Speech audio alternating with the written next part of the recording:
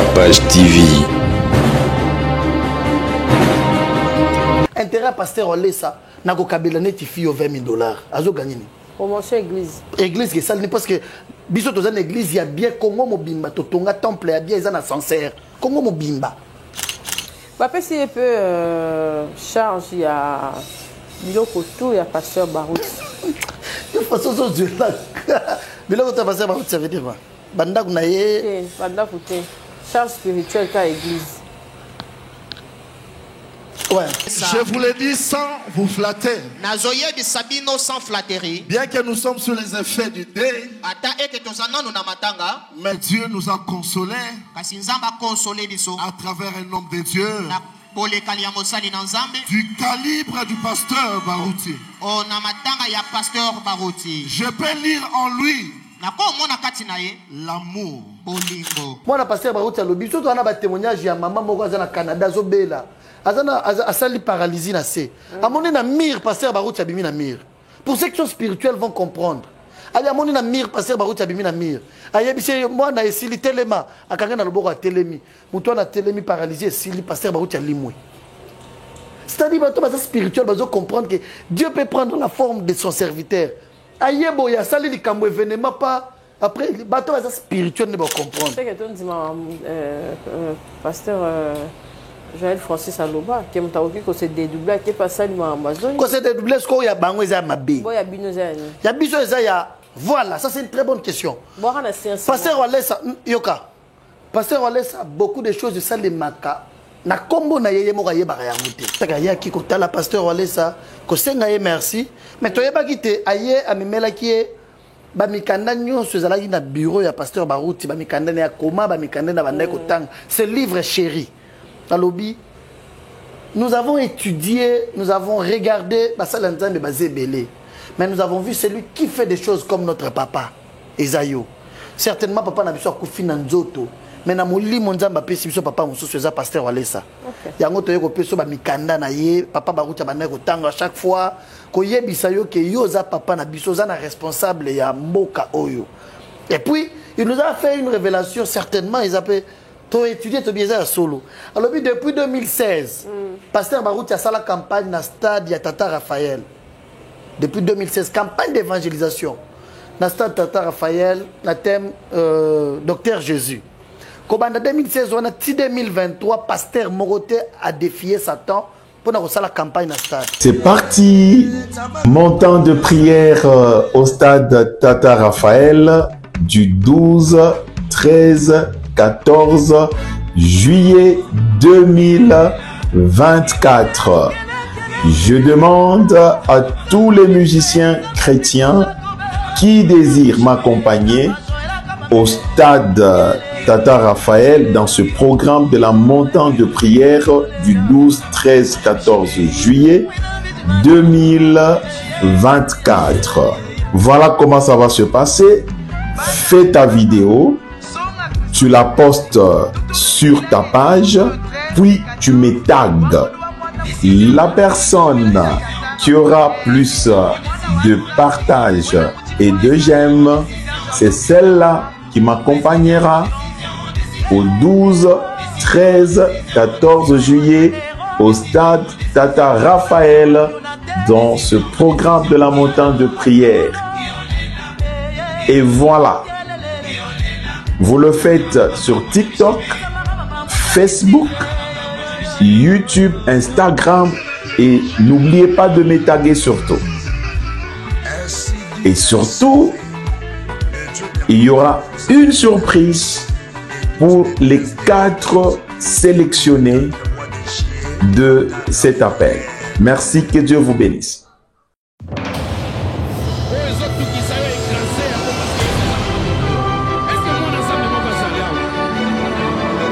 Kinoise et Kino, la Savilloise et Brasavillois, peuple de Dieu, bien-aimés dans les Seigneurs, bienvenue à la grande campagne d'évangélisation et d'éveil de conscience dénommée Un homme qui sauva toute une ville, 3e édition. Un rendez-vous de puissance, de sagesse et de gloire pour votre édification au-delà de toutes les vies. Venez découvrir qui est cet homme qui peut sauver toute une vie. Quelle est cette vie? Une connaissance qui peut transformer votre manière de réfléchir, d'agir et même toute votre vie. Les aveugles voient, les paralytiques marchent, les malades sont guéris et les seigneurs opèrent toutes sortes de miracles pour la gloire de son nom. Du mercredi 10 au vendredi 12 juillet 2024 de 15h30 à 19h30 sur l'avenue Sécurité de Nord 1510 quartier Kaouka commune de Kala. Référence à diagonale du cercle Onatra Kaouka. Ne manquez pas à ce grand rendez-vous du mercredi 10 au vendredi 12 juillet 2024 de 15h30 à 19h30 avec l'homme de Dieu, l'évangéliste Jethro Maya Kabot. Rendez-vous à ne pas manquer.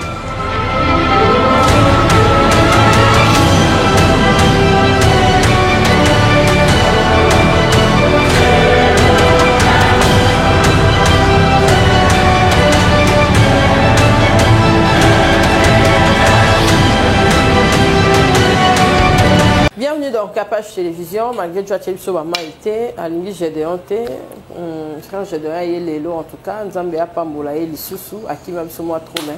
De l'autre, tu retrouvé, tu retournes à Zaki, Abi Azaki absent, mais tu retrouvé Lissousou Lélo, tu sur l'actualité et puis tu sur la peau ministère placé à Sambela. Merci d'avoir nous sur Orlando Bisso.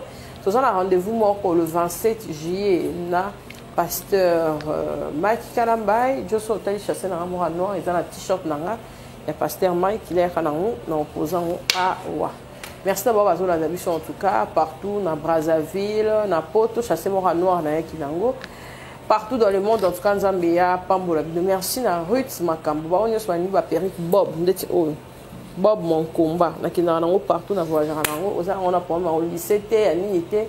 Les annonceurs et l'ambassade, tu as apporté manteau et fandi normal. Merci en tout cas au polo nangai, t-shirt nangai, yangoyo. Il y a le 27, en tout cas le 27, on a bien ici, frère nanga, j'ai des ans à mon pandi, aya et ça là, vraiment très bien. Tous aboyés et puis shop et fongami na oya wana, so outil magasin Kitambo, aux autres kita, au quotidien oya, shop, au tout cas shop, il y a un pasteur Mike, va au lac ça place oyo. Ba t-shirt oyo eza côté kama soko bungi obengi ngai ba billet VIP ba billet eza déjà côté kama en tout cas so benga to la service de place nyonso ezali nzambe ya pambola ba oyo nyonso ba roya et voilà to tchebio herbe cacao partenaire na biso te mupandi awa ce qui peut faire je dois dire biso t-shirt à papa ou aller ça à contribuer peut qu'on a Capage Télévision to tchapé papa ou aller ça bon voilà bienvenue je dois ça va Capage, ça va. Bonne santé. Santé pour ça va. Il y a autre monde dans Angola déjà. Bio on a bio. Non, la note. Merci d'inviter le 27 aux Alat. Non, lui c'est mon frère, non? Oui, aux Alat. Déjà, tu as 15 000 billets. Non, on ne peut pas bon à papa ou aller ça. Hein? Na conférence. Mais il y a un mois dans la bisso. Il y a un mois dans le pasteur ou aller ça. C'est mon frère. Tous les années dimanche l'église. Ok. D'ailleurs, parce qu'on est sorti tout à l'heure là que Mike a osé la mission dimanche. Mike c'est notre frère. Ok. Au monde Mike Kalambay, c'est mon frère. Yandaku. Moi le pasteur Wale ça. Tous l'année chaque fois. Ailleurs na po mamobele ça même pas sur na butu caméra za la té. Ah c'est bien. Vers mamobele ailleurs na ndaku makasi, ailleurs na bana, ailleurs basamile la bango, tous la na yi makasi. Bonjour à vous tous, que Dieu vous bénisse. Je suis très content de me retrouver encore sur ces plateaux avec Kapachula. Ça fait très longtemps. Qu'est-ce que tu 6 mois. Depuis stade. 4 mois. Depuis stade, non? Cette année, nous allons y aller. C'est un stade d'amener Zaki. C'est déjà l'année passée. L'année passée, tu es allé aux Zaki une fois. Ouais, une fois, certes. Bon, maman Kambou, ça va. Tout ça bien. Zambia Pambola, et merci pour la considération. Et puis, non, mais vous êtes un partenaire officiel. Mais ayant droit. Comment on a un côté? T'es au partenariat, ça va m'en oui. Tala, moi ça linga mbongo makazi. Il y a 12 heures partenaire. Yo partenariat na yo, partenariat na mama mbongo te. Il faut contribuer à l'œuvre. Mais on va contribuer dans l'œuvre de l'église, de l'Éternel. Il faut contribuer aussi dans l'œuvre du journaliste. Avec l'argent. Oui. Capage, non. Là, dans la partenariat, c'est-à-dire, à chaque fois que vous avez besoin de moi, je n'hésite pas. Ouais. Tout ce que je fais, j'arrête, je me dis, Kapache a besoin de moi. Vraiment. Merci, Gédéon. Ndeni actualité église, ndeni pasteur, ndeni orientation spirituelle, il y a un ensemble. Non, tout ça bien. Tout ça bien. Tout ça là. Tout avantage, tout ça là. Tout ça un esprit en dame. Ce que vous avez un esprit en dame, vous avez un kimia. Parce que Dieu révèle, Dieu parle, Dieu donne des orientations. C'est ça l'avantage. L'église est très bien. D'ailleurs, nous avons un très grand programme. Il y a prière chaque mercredi, jeudi, vendredi. Et nous avons 3 mois. Orientation en Zambie. Pendant 3 mois, il y a chaque mercredi, jeudi, vendredi. Il y a 6 heures. 6 heures à 8 heures, 6 heures à 8 heures. Et puis il y a des grandes choses que Dieu fait. Il y a des grands témoignages. De partout. J'ai vu un grand témoignage. Il y a maman qui Centrafrique. Ayaki. Dieu est en train de guérir, Dieu est en train de bénir. Mais l'actualité, la chose, elle a bien ma case. Merci. Tout le monde est live. Il y a Papa Nabiso Mogi, j'ai interpellé Batué Belé et aux frères dans le Seigneur. Balobi, la chair est faible. Toki ko limbisa yé comme tout normal. Ou bien binopé, malgré besoin dans l'église, ça me rappelle Maman Bakou. Aza humain, c'est là. Baraga. Baraga Mogijo. C'est quoi qui est ça? Question à qui a monté? Salinini. Asa qui live moko azo zone de sa réponse moko et longo banité. Na bato ba ndaki ko commenter yé, albi alembi ko finga bazo finga eminga liyepe. Alors, on est dans Congo Kinshasa.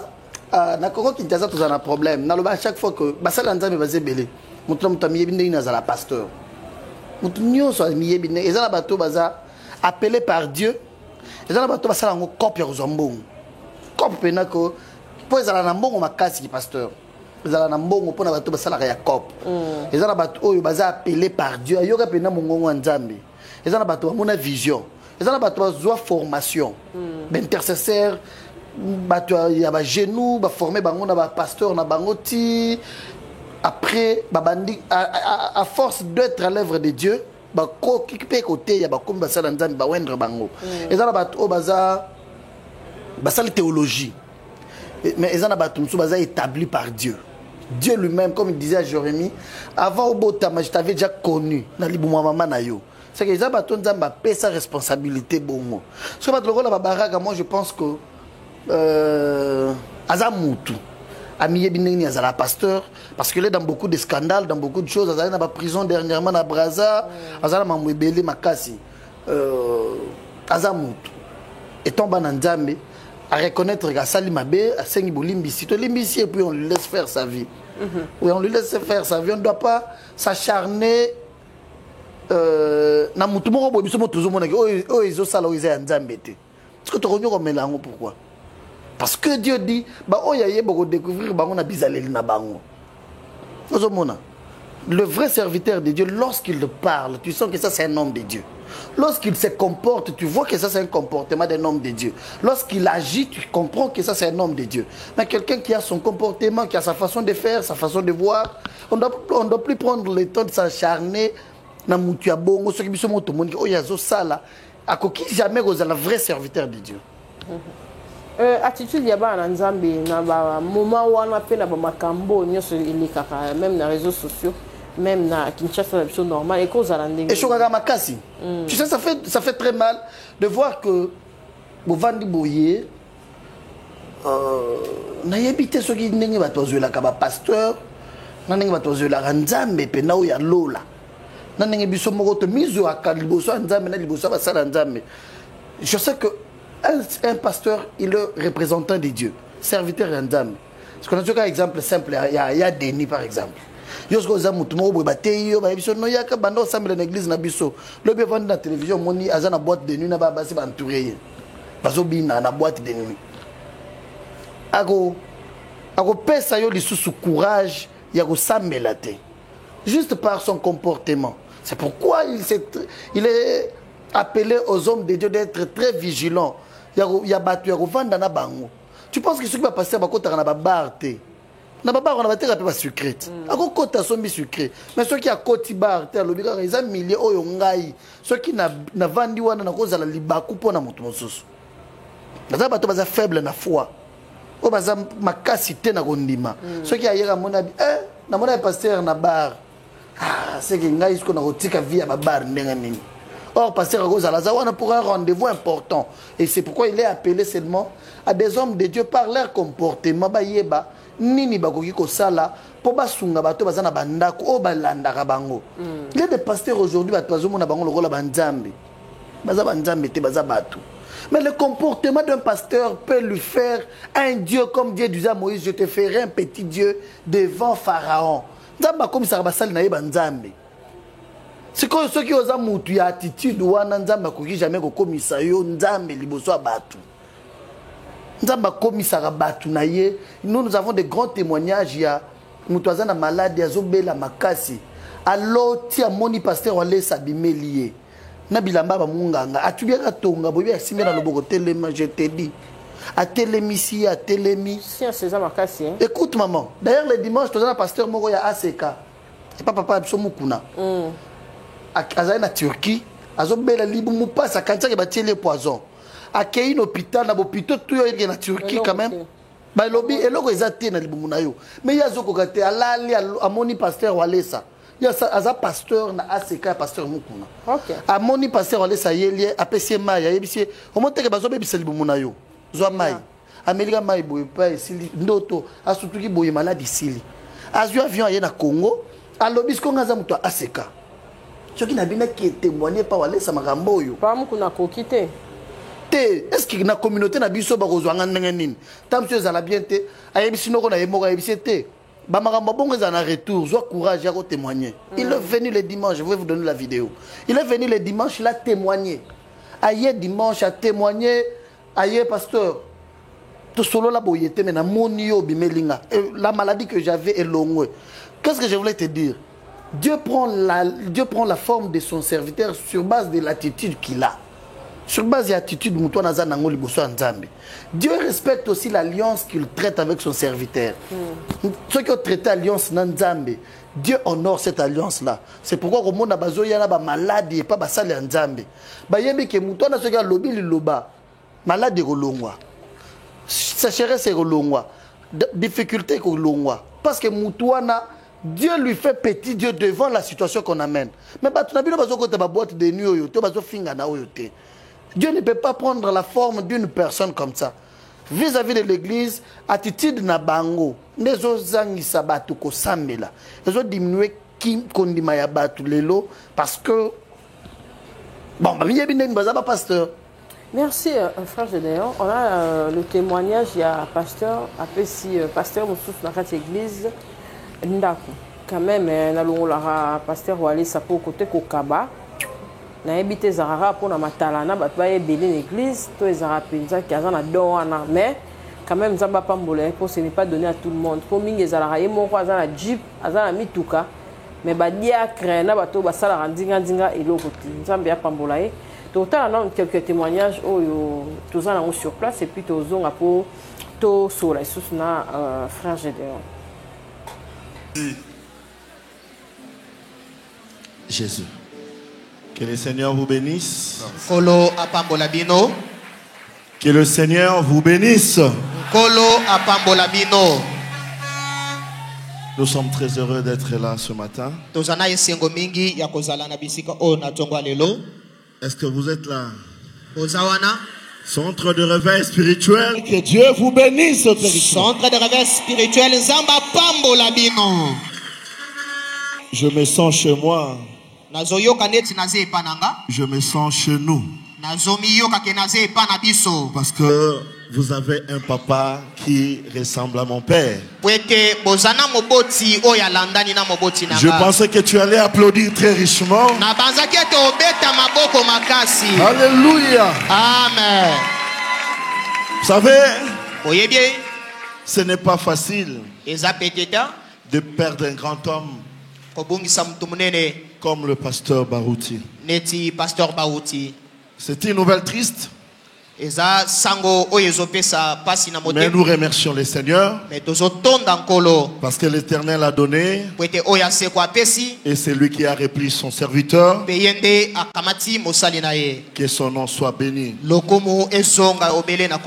Et si nous sommes là ce matin, c'est pour remercier Papa Walesa. Vous savez, la Bible dit dans Romains 12:15 que réjouissez-vous avec ceux qui se réjouissent et pleurez avec ceux qui pleurent. Papa Walesa est venu pleurer avec nous. Centre de réveil spirituel et a pleuré avec nous. Et nous ne pouvions pas être indifférents. Voici le pourquoi de notre présence ici ce matin. Pour remercier Papa, Maman Angèle, qui a représenté toute la grande communauté du centre de réveil spirituel. C'est un papa qui est rempli d'amour. Vous savez, nous appelions notre papa, le pasteur Barouti, apôtre de l'amour. Remarquez que papa est allé même s'asseoir. Il m'a même laissé la chair pour me dire que mon fils, tu peux tout faire.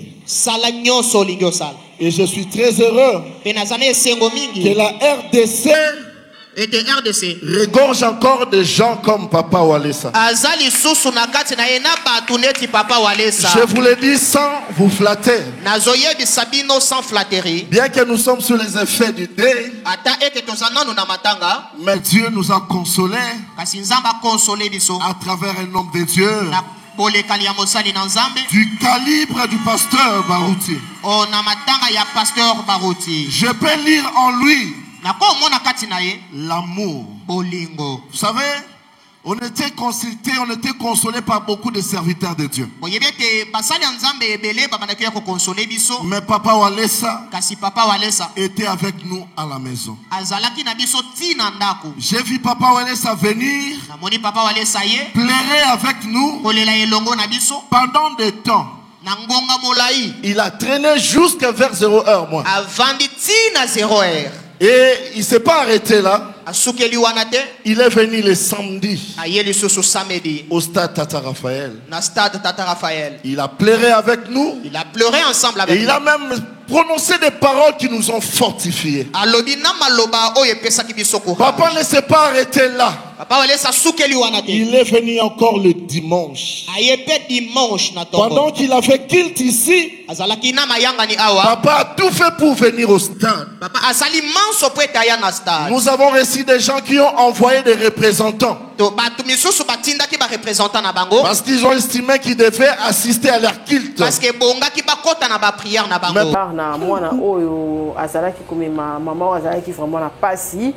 Balobi père spirituel ya bato yo nyonso baza matalana eza pasteur Walesa po ye penza caméra ekolongwa na misu na ete babilo boko epesi oyemona te ya bino eza kwa magerda so bo pesi ka fubo filmer bo tia ba TikTok. Ça c'est bien, si tu as capable. Déjà ndakwana mutu pasteur Walesa kabeli ndakwana eza père spirituel nae, c'est son pasteur. Il faudra filmer. Oui. Walesa ngambuti. Biso to sepeli ta filmer ici. Ce qui a filmé rato lingo bien en émission de. T'es en bas lobby, bien on te le. Ouais, biso ko to lingi pe ba lo barane ba zo. Ba ça la promotion. Te ba ça la kapé bongo. Ba lo bakaka te ba za la pe na motema ya kokaba pe. Le problème est que Walesa ce qui a payé si to filmer. Biso oui. Biso ce qui te pèse hein. Caméra ezalaka. Ce que bino caméra ezalaka te mais bo pesa ka pe kasi. Ba pesa pesa. Ba passer ba kaba. Ba pesa sans caméra. Ba passer. Ba passer ba kaba te. Yo y bien honte. Ba passer rebelle bazalaka ka donner il vous sera donné. Mais passer Walesa particularité na est-ce que notre sur la kambo ya matalana ngolobi. Ou bien nel bozo passer Walesa bando kaba mituka na vie na ina non ande YouTube ezate. Non entend déjà bando kaba voiture. On est pasteur européen spirituel naé. Oh eza deuxième ndako azopesa ye. Akabela liboso na Mbujimai. Ndako ya wale sa place bat bayebela ye place abanda mosala nzambe azosala délivrance. Résidence naé. Azala pe katiera solo.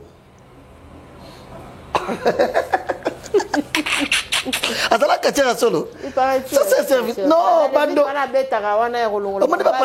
Ouais, kasi po bat baza na puissance nzambe te. Oui, bato baza na puissance nzambe te, baza na incapacité ya kolongola ba mbasu net. Nga je donne longola honte. Kama mo mikit. Ezo lokola liandi. Mbasu.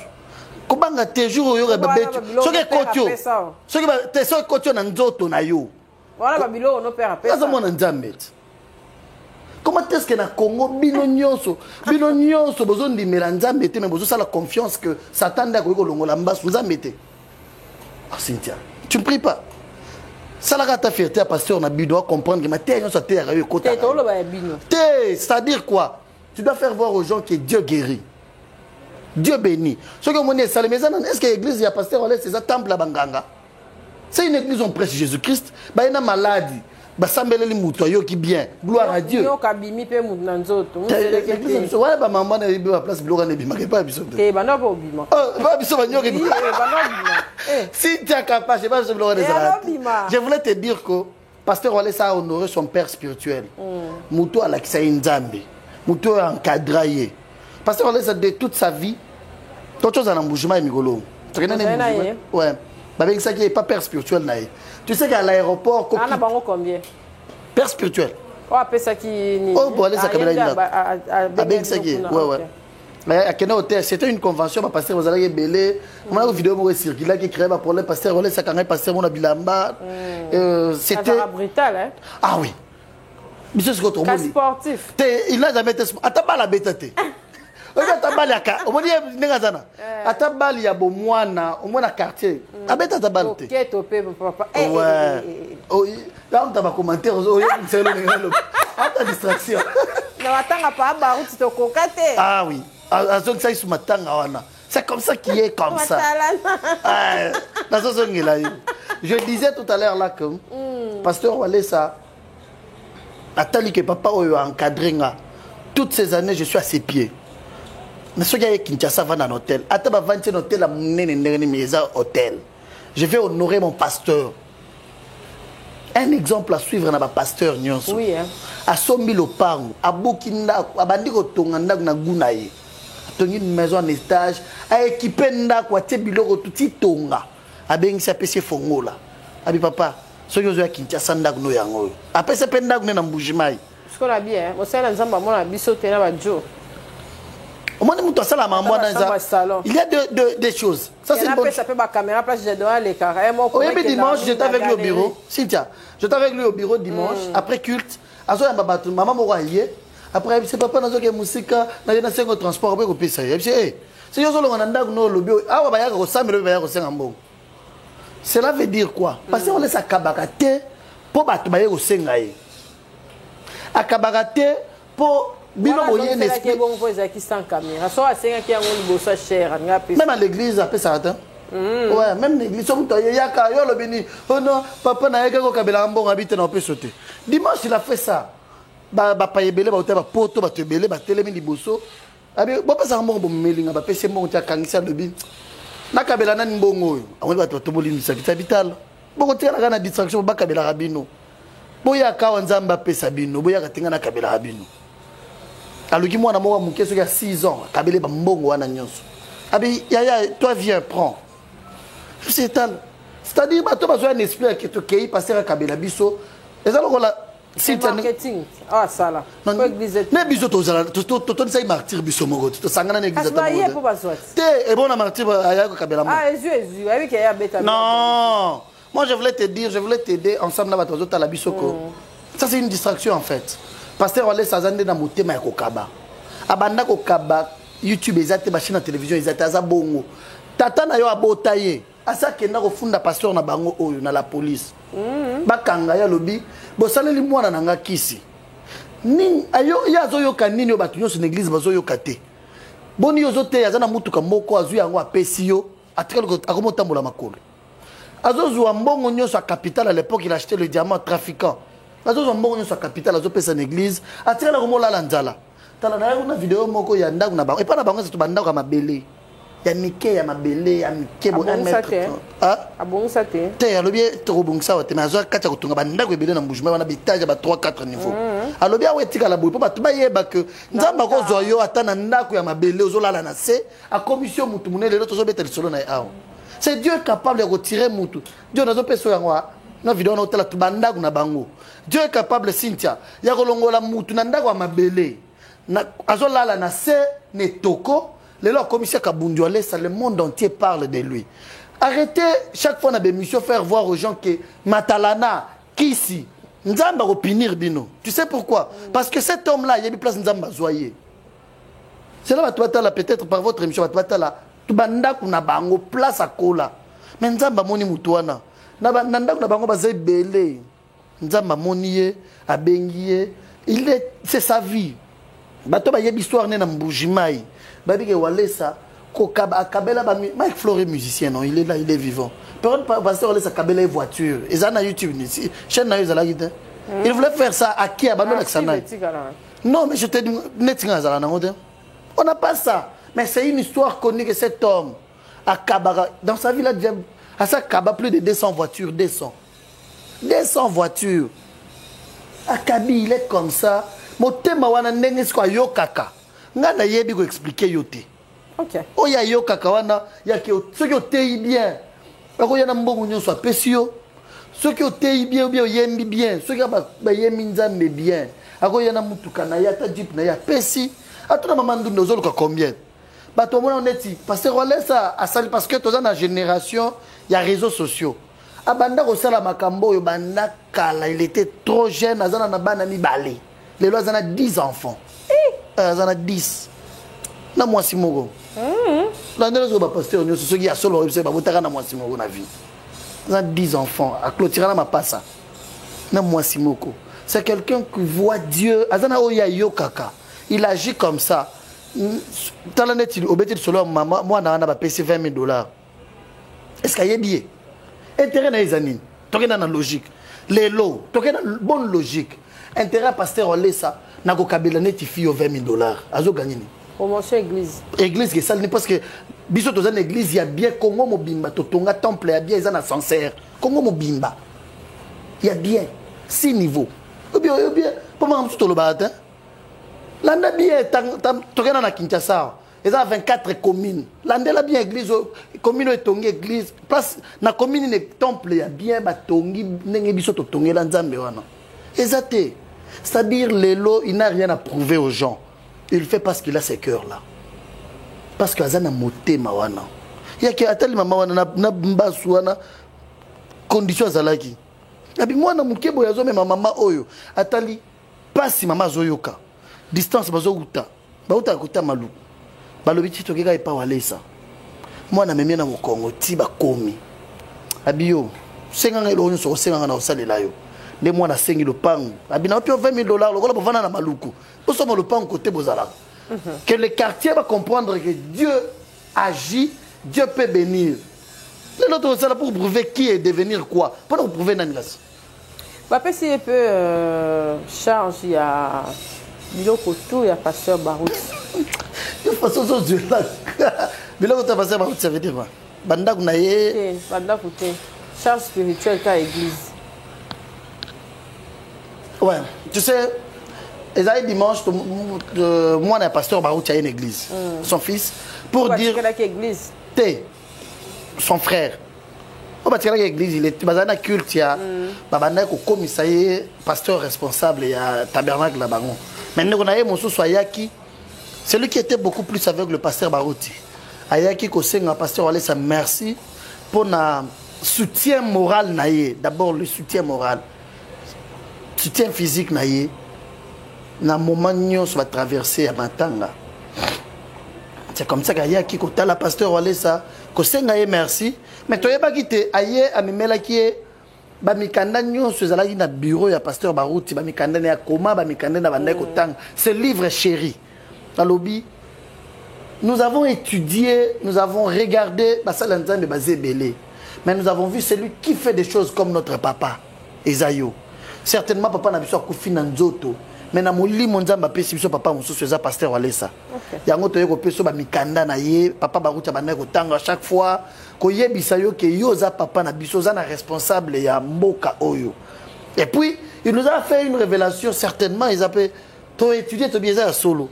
Alors depuis 2016 pasteur baruta a la campagne na stade ya Tata Raphaël. Depuis 2016 campagne d'évangélisation. Na stade Tata Raphaël na thème Docteur Jésus. En 2016, on a 2023, pasteur Moroté a défié Satan pour la campagne dans le stade. Quand le pasteur Walesa, vous voyez la campagne dans le stade de martyr en 2023, avec comme thème Jésus-Christ, notre bannière de victoire. À lobby, on ne peut pas me comme moi. Moi, le pasteur Barouti à lobby, surtout on a un témoignage, il y a maman Moraza au Canada, Zobela. A sali paralysie na se. À mon na mire, pasteur Barouti a bimi na mire. Pour ceux qui sont spirituels vont comprendre. Aya moni na mire pasteur baruti abimi na mire aya bise moi na esili telema akanga na loboko telemi muto na telemi paralysé esili pasteur baruti alimwe. C'est-à-dire bato baza spirituel bazo comprendre que Dieu peut prendre la forme de son serviteur. Aya boya sali likambo événement pas après bato baza spirituel ne ba comprendre. C'est que ton dima pasteur Joël Francis Aloba qui m'a dit que c'est dédoublé qui passe ça dans Amazon. Que c'est dédoublé ce qu'on y a bango za mabe. Boya bino za ni. Ya biso za ya. Voilà, ça c'est une très bonne question. Pasteur Walesa, Yoka. Pasteur Walesa, beaucoup de choses de ça les maka. Na kombo na yeye moko yeba yangote. Que c'est ça bon. Te ko c'est dédoublé za yo moko za conscient. Ne ya bango basala kawana. Na itu sozo kanga bien. C'est-à-dire je suis ici avec vous sur ce plateau, je peux encore être à Boma, à Lubumbashi dans une église. Ne bango basala ka. Bango bazo se dédoubler, bazo sala ba voyage astral. Eza ba maramususu na dima. Yo est-ce que eza yo kolondo. Pasteur Walesa abimé limu. Ayebité. Ayebité. Ayebi yango te mutu ndazo ko yebisa yeke papa na moni obimé linga. Non. Ça c'est Dieu qui a bimi ange. Là c'est Dieu qui s'est fait solution devant un problème. Mais Dieu prend la forme de son serviteur pour vous faire voir que celui-ci c'est mon serviteur. N'importe ce qui n'y a pas. Awa naza conscient Gédéon. Na se dédoubler na quelle place mususu na quelle activité mususu nga. Wana eza susu, wana comme dimension mususu spirituelle. Ne oyo ya bato lobi wana ndenge bango basala ba voyage astral. Bato wana yo lobi. Sikoyo oyo biso tozo tato la grandeur ya Nzambe. Eza biso to vandi to yebi lokote mutu ayeso na lali na loti. Nga na loti pasteur Walesa. Pasteur Walesa so kaze pa na yazoli ya fufuna ndakala yebi lokote.